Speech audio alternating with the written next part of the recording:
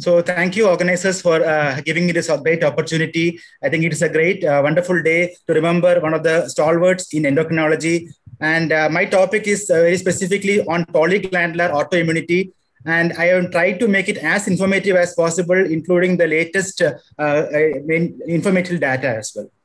So, a rich tribute to the great scientist Hakuru Hashimoto, who was born on this day. And these are all important things because remembering such important scientists is one of the major things in ESI.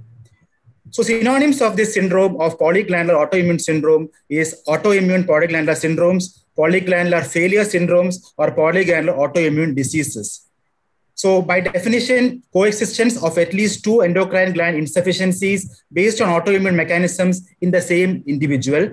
And important thing is that we are also having a lot of non-endocrine immune diseases as well.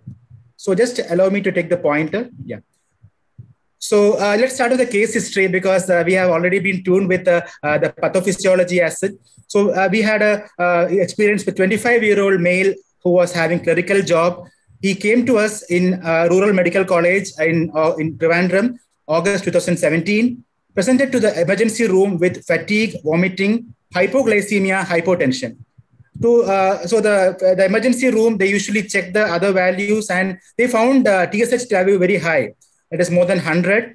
And anti-TPA was also done prior to I being called in. So the picture is clearly a profound autoimmune thyroid disease. But the interesting point was that 3 weeks before the admission, the picture was totally opposite to this. So TSH at that time was 0.02 MIU per liter, and you can see T4 also higher side. And probably a viral disease was there in that period, but the physician was very enthusiastic and started on antithyroid medicine without further workup. Because seeing the low TSH itself, the person had started. So I was thinking that there may be one of the conditions because this can be the things. And the caveat was that when we saw the cortisol level for that time of tiredness and all these things, it was coming to very low. Synactin test was done, not significantly elevating. And the ACTH level was done very high. His hemoglobin was low. The glucose levels after stabilization is still continuing to be the lower side. And workup was completed. And we can see the additional crisis was there, that the sodium was 126, potassium of 5.8, and further workup was done. And this is the follow-up period. I will just come to it later again. So not to miss the clinical findings. This is the wonderful thing in endocrinology because we are exposed to a lot of data in medicine. We continue a lot of medicine in our field as well. So it's clearly showing the features of which we are sufficiently knowing: the enamel hypoplasia, the onychomycosis, as well as the gastroenterology department had admitted the patient that time with abdominal pain. So that was also showing candidiasis in the endoscopic evaluation. So adrenal insufficiency was adequately corrected with IV fluids and IV hydrocortisone. Thing to note is that once stabilized and given, we had to evaluate the thyroid as well because we don't jump into treatment with thyroid. We just waited for some more time. And once we checked it was having poor uptake with thyroiditis, then we started on thyroxine after stabilization only. And because we don't start unless we correct the adjacent crisis as well. So judicious and prolonged antifungal use was also given to finally get good results in this patient.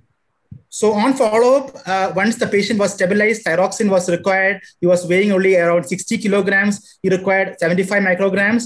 And later on, his values were all good and controlled. And now he's well on follow-up on 50 micrograms. He's converted to hydrocortisone oral preparations after the stabilization period. And his levels are all become better. And actually, he's now come back in good follow-ups as well. So what the case has taught to us is that it is a classical case of polyglandular autoimmunity. The components in this case were dental enamel hypoplasia. Candidiasis was picked up because the person had never gone to a proper doctor because they had gone for only the therapies available over the counter. So all the medicines were taken, but not diffused and disseminated in nature. Only the local candidiasis was there. But at present, when he came in, he had very profound symptoms and he was actually having failure of the adrenal gland as well. So why this topic matters in the clinical practice is because autoimmune conditions are very prevalent in our community. And there are more than 100 in this already we have in this topic as well. So various organs in the body are infected by all these situations. To put into perspective, the blood, the brain, the thyroid, the bones, muscle, skin, the lung, and the nerves. So in this patient, the GI tract was predominantly involved. But remember that autoimmune diseases can affect most of the organs in the body. So in the background, we remember that autoimmunity is the major factor in thyroid diseases. Non-modifiable factors like age and sex modulate the majority. Modifiable factors like smoking, alcohol, and drugs are very important. Several endocrine and rheumatological conditions have greater association. So when physicians are treating thyroid diseases, they should have a solid knowledge about thyroid autoimmunity as well. So classifying TGA, because I remember when we studied Harrison, there are three different columns. Every year, the diseases are growing, the classifications are also increasing. So the lumpers, those who want to put in lump, they classify it only as type 1 and type 2, and only combinations in that. But the majority are now signifyingly saying it is a combination in separate syndromes. The autoimmune syndrome 2 refers to Addison plus autoimmunity or type 1A diabetes. This is younger onset. And we can see the type 3 means thyroid autoimmunity plus other autoimmunity excludes Addison's.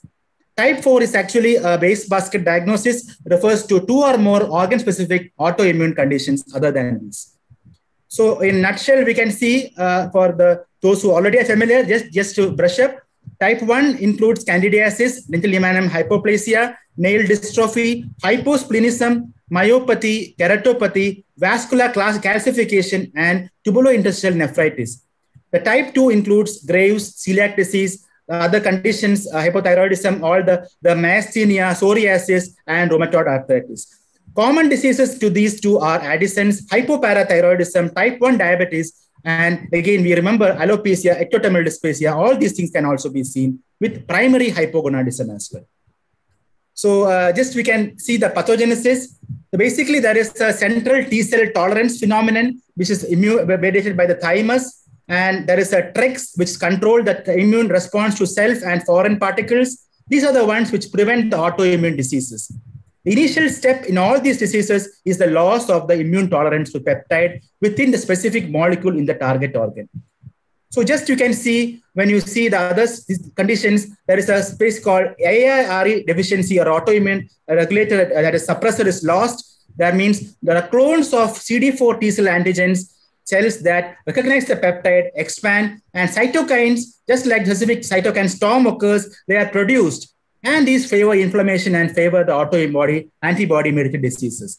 There are distinct HLA alleles probably contributing to disease by determining which tissue gets targeted in the future. So in a summary, this would be the prototype. So the most common general rule of autoimmune diseases is that genes within the major histocompatibility complex, in particular, immune response genes like HLA-DQ and HLA-DR genes in humans, essentially modify the disease targeting. Existential factors are there, environmental influences are there, thyroid-specific genes are there, and also immune regulatory genes. So latent failure happens, and ultimately progression towards active failure occurs relentlessly unless otherwise checked for. So we'll just take into one by one the autoimmune polysyndrome 1, or also known as Whitaker syndrome. It is autosomal recessive in nature. It is not having HLA association. The specific gene, as I had mentioned, autoimmune response gene, AIRA gene in chromosome 21 is involved. It has two different ways of presentation. Juvenile autoimmune polyendocrineopathy usually appears in childhood or in early adolescence. It is characterized by persistent fungal infection, chronic mucocutaneous candidiasis, presence of acquired hypoparathyroidism, and adrenal failure. They coined the term called EPICID, or autoimmune polyendocrineopathy, candidiasis, and ectodermal dystrophy. Also, MEDAC, or multiple endocrine deficiency autoimmune candidiasis syndrome. So we can just see to it that classically there are various genetic backgrounds to it and various conditions. I interestingly found a lot of Finnish data on this and Finnish studies also on quality of life in such patients. Just to remember, it's a rare autosomal recessive condition, but classically presents in various ethnic population. The symptomatology is also varied. The percentages are high for the mucocutaneous candidiasis and hypoparathyroidism, also for adrenal insufficiency. Remember that ovarian failure can occur in unaffected females, but only 14% have testicular failure in such counterparts. So there are various situations in which we have to evaluate the patients for other autoimmune conditions as well. So again, this is a NEJM publication 1990. In that itself, we have seen a lot of spectrum of presentations. And again, the highest percentage was seen in the candidiasis spectrum. Also, Addison disease also contributes to the majority. Various skin conditions and the autoimmune conditions are also described. Thyroidopathies at that time were described lesser in episode. The classical triad, as you all know, according to the age group, is candidiasis. It starts quite early. And the interesting point is that we have various pathophysiology of presentation. 70 to 80% of patients develop hypoparathyroidism, eventually develop, 60% of them develop Addison disease. If Addison is the first manifestations, about 33% also develop hypoparathyroidism. They vary in sequence and the age of onset. And in 2006, there was a case series by P. N. Trupa, remains the most detailed in nature. And in this also, they have mentioned the same slides, which I have also shown in the previous slide. So we have already seen this. The dominant mutations are there in the AIRE or autoimmune regulatory gene with common organ-specific autoimmune diseases. There are also non-classical dominant mutations that are also there described. So the last 2 years, we have come to a nature that there is also an adjunct triad of urticarial eruption, intestinal dysfunction, along with enamel hypoplasia. Combined with this, if there is a nature, then we can also save the time and rate and diagnosis. If we have any doubt, definitely gene sequencing is available in some centers. I will urge Dr. Julie to enlighten us in the question answer session because we are having difficulty in accessing this. There is also a role for type 1 interferon autoantibody testing described 2016. So recently also redefined criteria has also implied just to mean that we can accelerate the diagnosis by up to 4 years and 50% of patients would be diagnosed before the Addison crisis that in this case patient had faced because only by improved awareness of this condition. About type 2, it's also called Schmidt syndrome. It is polygenic. It is widely prevalent more than the first condition. It's more in females. It's a triad of type 1 diabetes, Addison, autoimmune thyroid disease. The first two are obligatory. And classical thing is that there is a geriatric hypoparathyroidism because of which there is suppression of the parathyroid function. There are a host of other entities described like celiac disease, vitiligo, alopecia. And the point to note is that hypocalcemia, you focus in such patients, it is because of the celiac disease rather than the hypoparathyroidism. Regarding type 3, it's also called Carpenter syndrome. It is a wide array of endocrine abnormalities, but without Addison disease. 20% of type 1 patients have these antibodies and only a minority progress to biochemical condition. So it is actually a relatively common disorder. We should screen more type 1 diagnosis for this. So in a summary about all the conditions, polyglandular syndromes are to be known to be very important in these conditions. There is also a type 4 described to describe other conditions like pituitary involvement as well. Various pemphigus has also been described. So these are all available in literature. I have just put this table from JCEM publication to note that this is a very important condition because sex ratio is very much skewed in the case of type 2, whereas it is more often equally distributed in the juvenile or type 1. So recently associated with chronic urticaria, as Madam had described, the prevalence is also increased. There is also a prevalence of 40 to 25% of in pulmonary hypertension patient in idiopathic form as well. So other autoimmune rare conditions are IPEX syndrome, which has disimmune in the FOXP3 gene. And there is also a bloody diarrhea with villus atrophy described type 1 diabetes. I'm just showing this because there are mixed pathophysiologies with multiple antibodies against various organs. So an NEJ publication also described other conditions which already Vanapati sir had mentioned briefly regarding Hirata disease. The Down syndrome patient has got predisposition to other conditions. The thymoma patients has got predisposition to all these Graves' disease, myasthenia, red cell aplasia. So in perspective, there is also a new publication come 2020 on autoimmune inflammatory syndrome by vaccine-related adjuvants. It's a controversial area, but because knowledgeable patients come to us, this has been described like various 10 conditions has been described. Put together, they are also called as Schofield syndrome. So I won't wait much time, but just to mention a few. So coming to screening, organ-specific antibodies are described. For type 1 diabetes, we know insulin antibodies, GAT65. Also, other very rare antibodies are there. Addison disease, we usually don't do this. In this patient, we had not done this because of the financial issues, but we can definitely select autoimmune antibodies to 17-alpha hydroxylase and side chain cleavage protein. Also, APS2 can be diagnosed by 21-hydroxylase enzyme. Celiac disease, we have to mention regarding diet, precipitation factor. Other conditions we are all described in the literature. What is the significance of tracking this in the community? There is a long prodromal phase with the expression of autoantibodies before the overt disease, which is why immunomodulatory biological drugs may be the future option because they can prevent the progression. So my dear friends, I would conclude because we have a potential for this topic. So there is a long-term waning of the immune response. We can see the failure of the T cell also occurs. Ultimately, the events which precipitate all these like stress, surgery, pregnancy, infections, all these things make the condition very worse. And unless detected early, they can go into the clinical phase, in which there is a total failure of the autoimmune cells.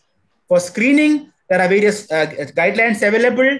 Just to know that we have to detail history, physical examination, screen every 3 to 5 years with the various antibody levels. If the 21-hydroxylase antibody is present, go forward with the biochemical screening. Because if you have more, 2 or more insulin antibodies, again, they can have a more predisposition.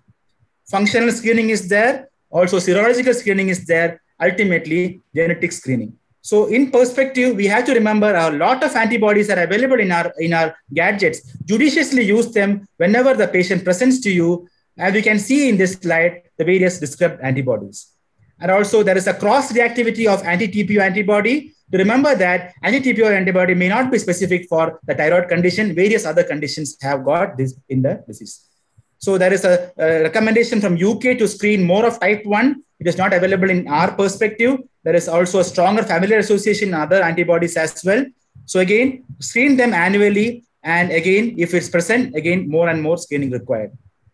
So celiac disease, we all know tissue transglutaminase antibodies are present. Screen them every 3 to 5 years. If positive, go for a small bubble biopsy. So ultimately, 2019, a guideline had come treating strategies. Monoglandular autoimmune disease, if present, you go for a serological screening for 1 to 2 years. If it is present, go for a simple functional screening and again, screen the first degree relatives to prevent the future diseases in their progeny. It's a multidisciplinary approach with comprehensive evaluation. We have to manage candidiasis. We have to institute hormonal and endocrine replacement correctly, ultimately immunomodulation as well. So therapy depends on the individual disorders and the drugs we all know for mucocutaneous kinase, high dose of all these agents. One thing I would remind you is that ketoconazole may precipitate adrenal crisis by blocking the adrenal steroid synthesis. So this is the reason why we have to keep in mind how to manage it adequately and correctly with topical agents as well. Oral cancer can develop if candidiasis is not treated aggressively. So I would just like to take your time regarding this final slide. So quality of life is the one we have to address because we need to have a lot of registry regarding this condition. Because I would urge our president, beloved president, Ganpathy Bantwal sir, because we have a lot of data in our own community. If we can club the data, if we can utilize the existing database, we can estimate the burden of all these autoimmune diseases. Just to show you that the quality of life estimated by 2013 Finnish study was published by Kluger et al. Just to show that all these conditions are affecting the quality of life, various psychiatric depression, uncertainty, all these things impact the future, the generations as well. So learning point is that polyautoimmunity in thyroid diseases is common, but not a part of routine screening. Polyautoimmunity may increase morbidity due to the inflammatory pathways. Interdisciplinary based assessment is beneficial because we are all having a lot of access to all these conditions. Those with vague symptoms, despite euthyroidism, may benefit from wider immunological assessment. With these words, I would like to conclude. I really thank the organizers for giving me the opportunity. I would be open to any questions.